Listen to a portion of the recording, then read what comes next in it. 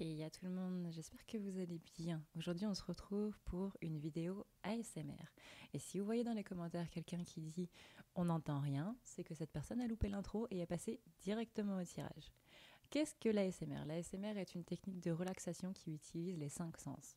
Que ce soit l'ouïe, l'odorat, la vue, le toucher, le goût, peu importe. À partir du moment où cela vous déclenche quelque chose dans le cerveau et vous met vraiment des frissons en fait dans le cerveau, c'est de l'ASMR. Quand vous allez faire un massage crânien chez un coiffeur ou un massage auprès d'un centre esthétique ou d'un centre de massage ou d'un thérapeute ou quoi que ce soit, que vous mangez quelque chose qui vraiment vous déclenche un frisson au niveau du cerveau, c'est de l'ASMR. Quand vous écoutez des vidéos qui sont centrées sur le son et qu'il y a un son en particulier qui va vroom, c'est comme dans les dessins animés là, il y a un frisson pour le personnage et ça lui fait des vibrations dans tout le corps. Et ben c'est ça. Ça, c'est de l'ASMR. Donc là, aujourd'hui, on va faire un petit tirage en ASMR. Je vous recommande du coup de prendre des écouteurs parce que toute la vidéo sera en chuchoté, histoire de vraiment se concentrer sur les sons. Vous pouvez ouvrir les yeux, on va avoir de jolies cartes, on va avoir une jolie ambiance, mais vous n'êtes pas obligé. Vraiment, le but ici est de se relaxer.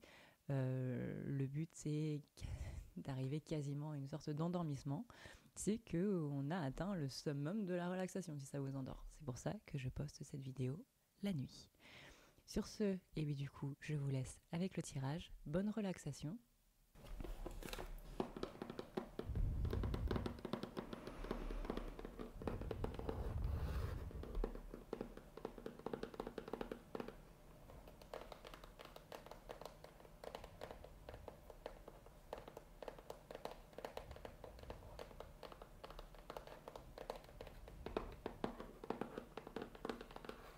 Alors, on est reparti avec le True Black Tarot, qui est du coup un jeu qui peut se lire aussi bien dans la nuit que le jour. On peut voir sur sa jolie boîte qu'il y a des reliefs qui sont notés avec la phrase "C'est seulement dans le noir que l'on peut voir les étoiles". Le but ici est de comprendre que le noir n'est pas quelque chose de négatif. Voyons voir ici quels sont les messages de ce cher True Black Tarot.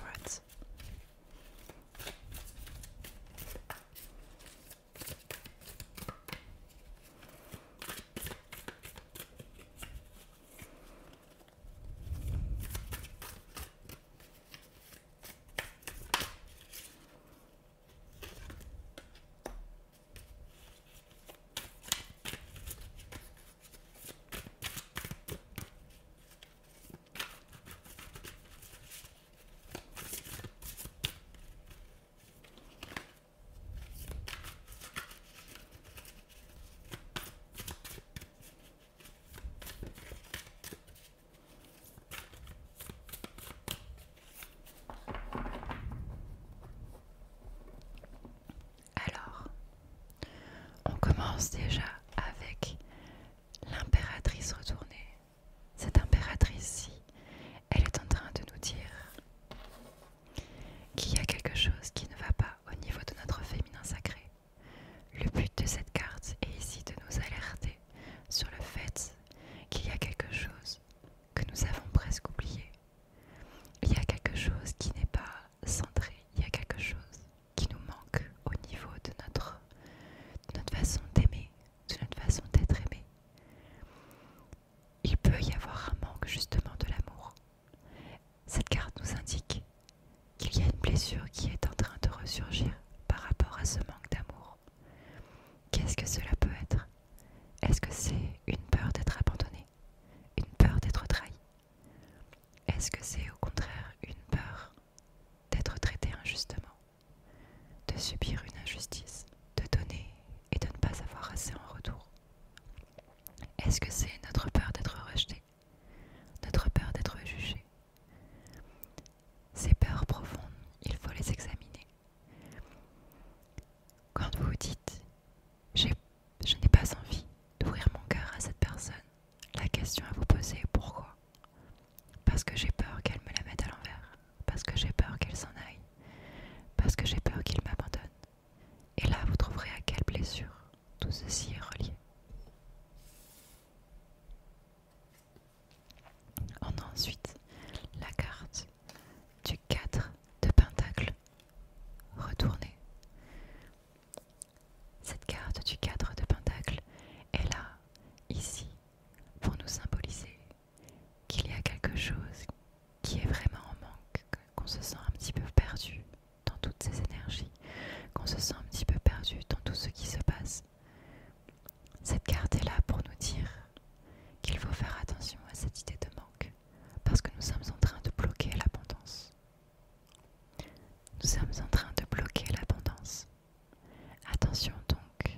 ce message qui va de pair avec cette impératrice au tourné qui est vraiment en train de nous indiquer qu'il y a quelque chose qui ne correspond pas au niveau de nos énergies.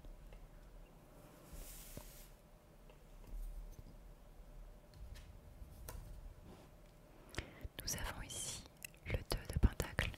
Le 2 de Pentacle symbolise la carte de l'équilibre. Elle nous montre ici qu'il faut faire attention à ce qui se passe, qu'il faut faire attention aux choses qui sont en train de se dérouler au cœur même de notre vie. Il y a quelque chose ici, un manque d'équilibre qui est en train de se faire. Ce début 2021 est là en train de nous dire il y a quelque chose au niveau de tes énergies, au niveau des énergies en place qui sont faites pour justement nous mettre en avant nos manques, nos peurs sociales, nos peurs les plus profondes. Quelles sont ces peurs les plus profondes? Quelles sont ces peurs qui sont en train de briller dans le noir? Il n'y a que dans le noir que l'on se révèle parce que c'est là où on est obligé de prendre notre courage pour pouvoir s'en sortir. C'est dans le noir, dans vos peurs, que vous allez briller le plus. C'est là que vous allez vraiment exploser, tel un volcan. Et vous n'allez pas tout détruire sur votre passage, vous allez illuminer le passage. Mais une fois seulement que vous aurez enlevé ces peurs qui sont présentes, c'est là que vous trouverez votre équilibre, parce que c'est là où vous n'aurez plus peur justement de vos peurs. Et c'est là où vous pourrez complètement aller de l'avant et faire en sorte que ces choses puissent briller plutôt que d'assombrir.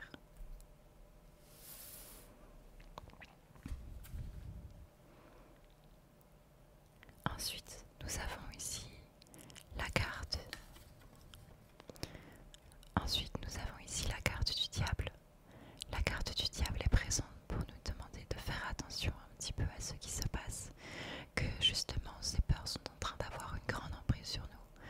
Ça peut être par des angoisses, ça peut être par des fois où on se bloque, des fois où on pense qu'il y a des choses qui sont justement en blocage de la part de l'univers, de la part d'autres personnes, de la part de la vie, peu importe, appelez ça comme vous voulez. Mais là, la carte du diable nous dit que non, ces peurs sont justement en nous.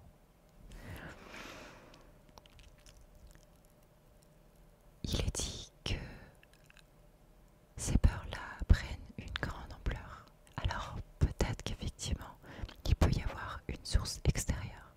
Là-dessus, je vous laisserai du coup aller sur mon site que vous trouverez en barre d'infos. Dans la section Prendre rendez-vous, vous allez dans la partie Désenvoûtement. Vous cliquez sur l'image et vous verrez dans la description 2 vidéos à regarder afin de voir si oui ou non vous avez de la magie noire. Et si c'est le cas, c'est effectivement un désenvoûtement qu'il vous faut. Mais attention, là, la carte du diable nous dit bien que nos peurs sont uniquement dues à nous-mêmes et que si blocage il y a, ce n'est pas l'univers, c'est nous-mêmes qui nous bloquons. Et l'univers met tout cela en place pour faire en sorte que justement on puisse voir quelles sont ces peurs pour pouvoir se débloquer soi-même, pour pouvoir enlever nos propres blocages que l'on est en train de se mettre. Donc attention à ça. Le diable est là pour vous dire tu es en train de te mentir à toi-même en te disant que tu n'en as pas, ou que tu n'en as plus, ou que tu as travaillé dessus, ou quoi que ce soit. Alors qu'en fait ce n'est pas le cas. Il ne s'agit ni plus ni moins que de tes peurs les plus profondes qui sont en train de se matérialiser sous forme de blocage. Parce que tant que tu auras cette peur au fond de toi, il y aura quelque chose à l'intérieur de toi qui ne voudra pas aller dans cette direction. Et du coup, l'univers, n'écoutant que les vibrations les plus profondes, ne t'enverra que des blocages. Parce que tu vibres ces blocages, parce que tu vibres ces peurs.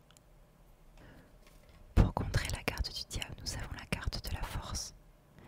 La carte de la force est une carte qui est très importante quand elle est suivie du diable, car elle est là pour justement nous dire tu as de la force en toi. On ne parle pas de force physique,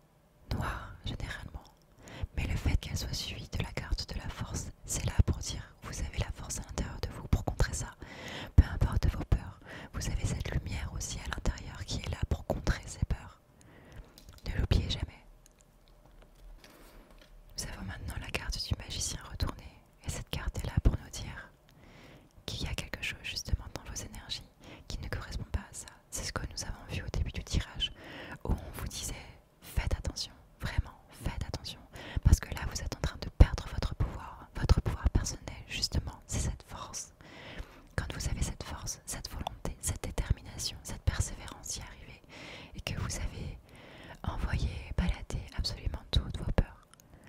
Vous savez que vous êtes le magicien dans le sens propre à l'endroit. Ici, le magicien est retourné. C'est qu'il y a quelque chose en vous qui a peur de votre propre pouvoir.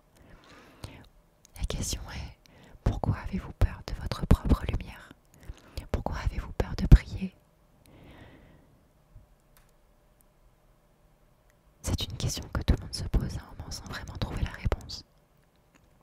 Peut-être que j'ai peur d'avoir plus que mon voisin, parce que je sais que mon voisin est jaloux.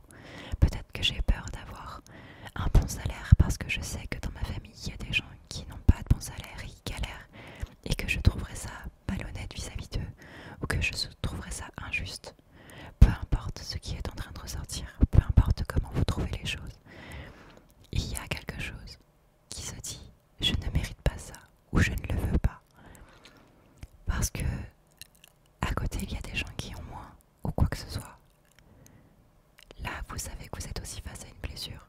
Peut-être que si j'ai ça, cette personne va m'abandonner. Peut-être que si j'ai ça, c'est malhonnête ou ce n'est pas juste par rapport à ça.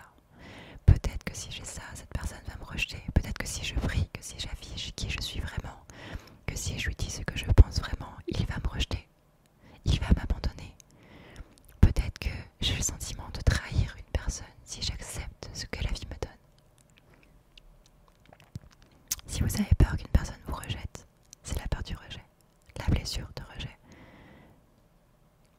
Qu'une personne trouve qu'une situation soit injuste, c'est la peur de l'injustice, la blessure d'injustice. Qu'une personne vous laisse, c'est la peur d'abandon, la blessure d'abandon. Et si vous vous dites que vous êtes en train de trahir quelqu'un en acceptant quelque chose, c'est la blessure de trahison qui est en train de parler. Le 10 de pentacle retourné est en train de nous dire justement qu'il y a une abondance qui est bloquée et que cette abondance-là, c'est justement tout ce qu'on a vu encore une fois au début du tirage qui est en train de nous dire tu te coupes toi-même de cette abondance. Ce n'est pas l'univers qui te le prive, c'est toi-même. Là-dessus, là-dedans, dans cette carte, cette abondance qui est bloquée, cette abondance qui est à l'envers et toutes ces pièces qui sont en train de tomber par terre au lieu de vous tomber sur vous, que cette abondance pleuve sur vous, elle est aussi en train maintenant de tomber par terre parce que la carte est à l'envers plutôt que de pleuvoir sur vous. Alors, que doit-on faire? Est-ce qu'on laisse ces blessures internes, ces blessures qui sont dues à des traumatismes, est-ce qu'on laisse ces traumatismes, ces personnes qui nous ont fait du mal par avant, ces choses qu'on a mal vécues par avant, nous manipuler encore aujourd'hui?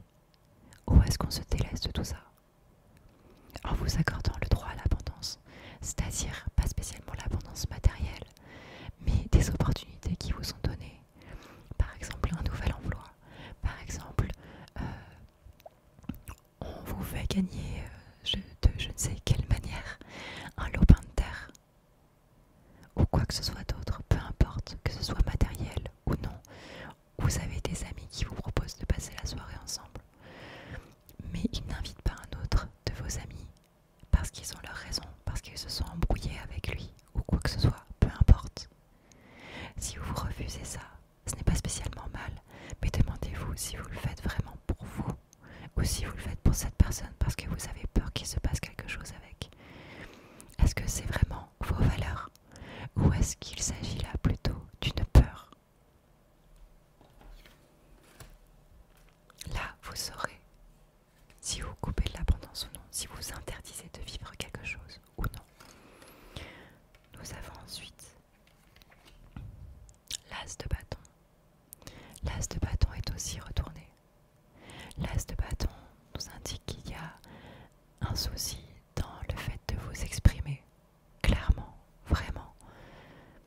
Qu'est-ce qui vous empêche ici et maintenant d'exprimer qui vous êtes? La réponse est juste avant du coup.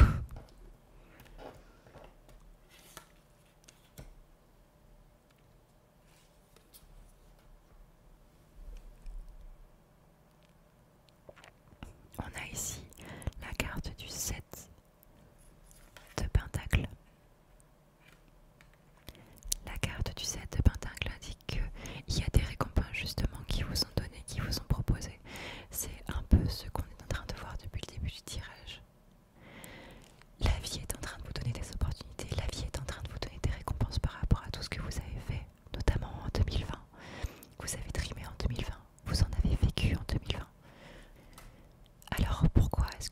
refusez les récompenses qui vous reviennent de droit divin, de droit de justesse de l'univers, peu importe, appelez ça comme vous voulez.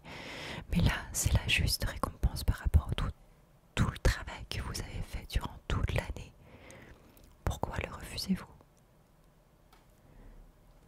Pourquoi mettez-vous ces blocages dessus? On a la carte du cavalier d'épée qui est retournée. Il y a beaucoup de cartes retournées dans ce tirage. Là, vraiment, le message à vous faire passer de la part de vos guides, de la part de l'univers, de la part des cartes, de la part de je ne sais quel dieu, peu importe vos croyances encore une fois, ou de la vie. Si vous ne croyez pas à l'univers, aux dieux, ou quoi que ce soit, si vous n'avez pas de religion et que vous êtes athée, ben prenez ça comme un signe de la vie.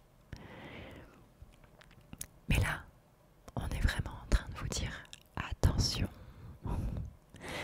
Toutes ces cartes retournées, ce n'est pas pour rien. Il y a quelque chose dans ce cavalier d'épée.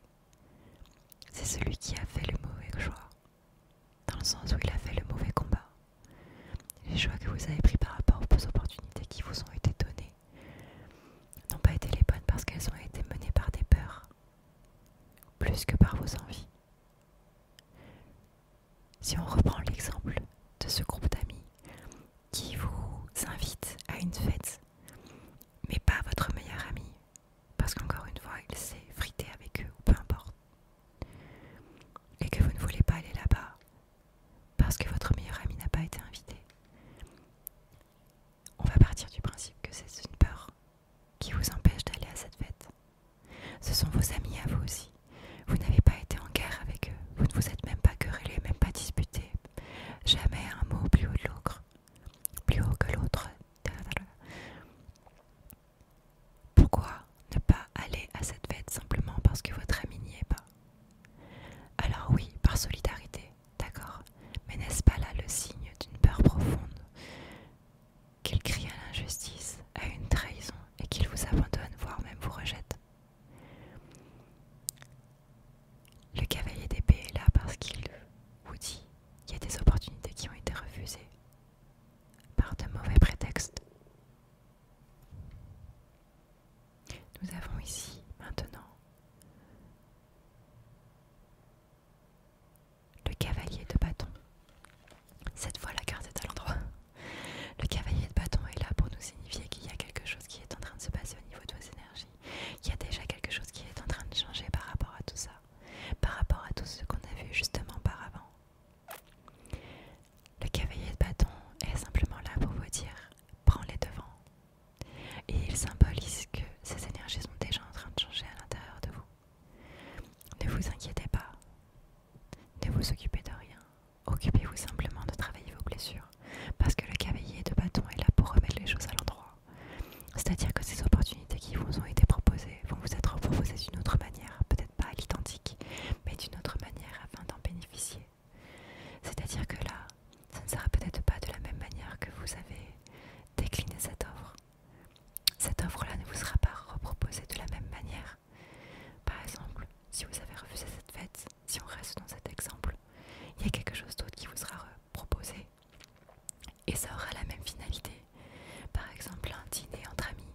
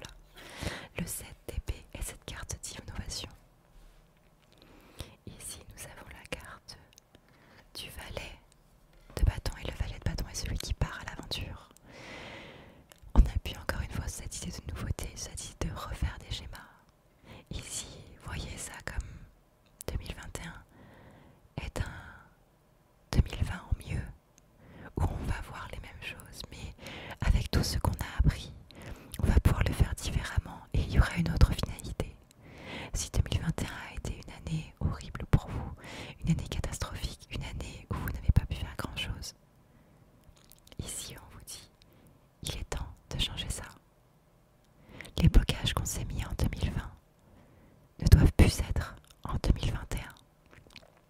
Ce sont des blocages qui doivent disparaître par rapport à tout ce qu'on a vu avant. C'est-à-dire que là, il est vraiment temps, vraiment, de vous montrer, de montrer au monde qui vous êtes vraiment, sans aucune peur d'être rejeté, d'être trahi ou de trahir quelqu'un. D'ailleurs, peut-être que vous avez la peur, vous, de rejeter quelqu'un, de l'abandonner, tout comme vous avez peur d'être abandonné, ou d'être dans une situation injuste, tout comme vous avez peur de mettre quelqu'un dans une situation injuste. Les blessures vont pour nous-mêmes, mais aussi pour les autres. De nous à eux, tout comme de eux à nous. Et ça, c'est quelque chose qu'on oublie assez rapidement. Parfois, une blessure, ce n'est pas simplement quelqu'un m'a fait du mal. C'est je me fais du mal à moi-même par rapport à quelqu'un.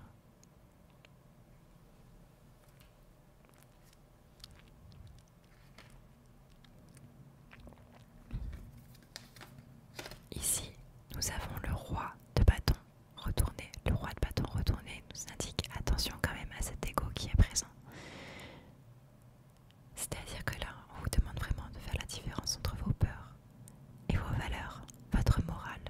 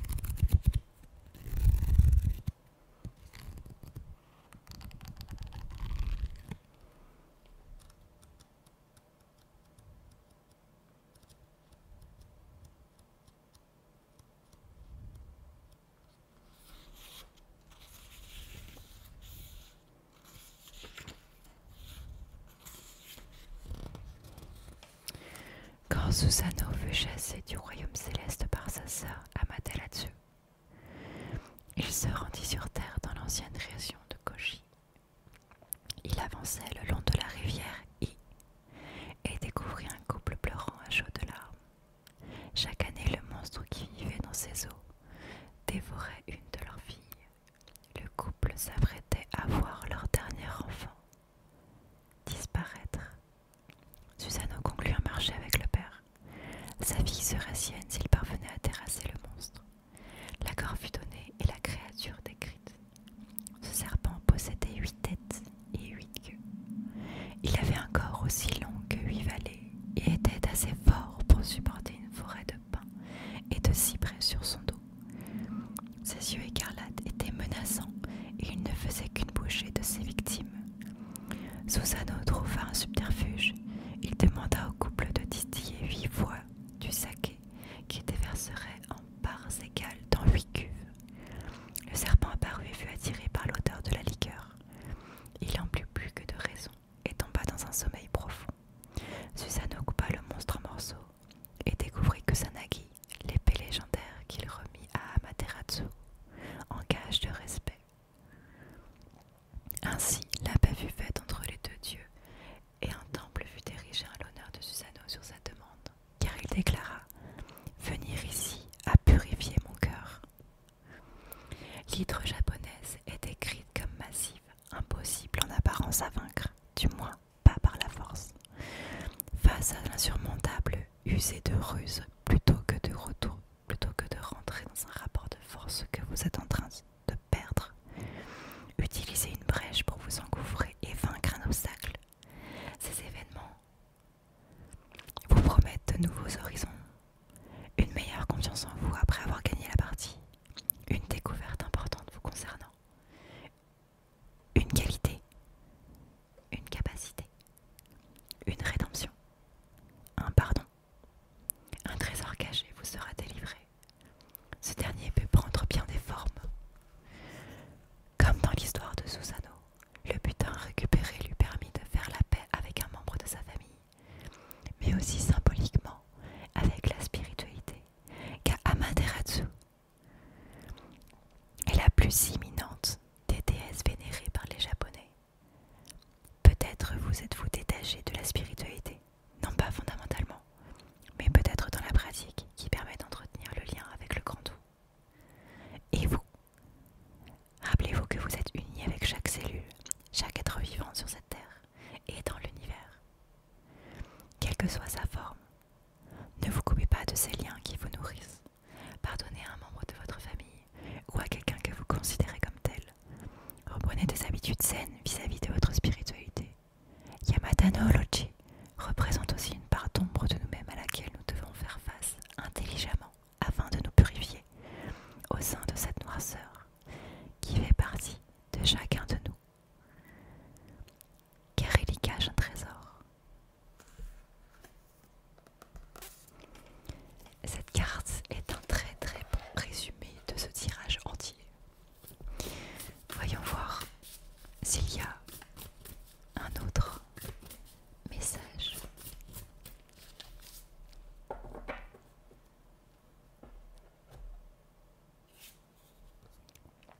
Nous avons tiré Izanagi.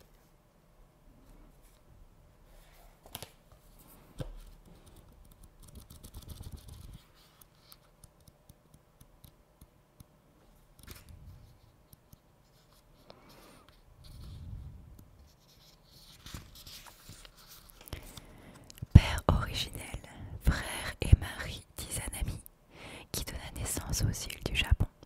Il engendra de son retour du royaume des morts de nouveaux kami qui formèrent la trinité majeure du panthéon japonais. En sortant du Yomi, le royaume des enfers, il rapporta de la boue et d'autres saletés dont il souhaitait se purifier. Pour cela, il se rendit dans une source sacrée et se déshabilla. Des vêtements qu'il abandonna naquirent 12 nouveaux kami. 11 autres furent créés au contact entre les eaux magiques et son corps.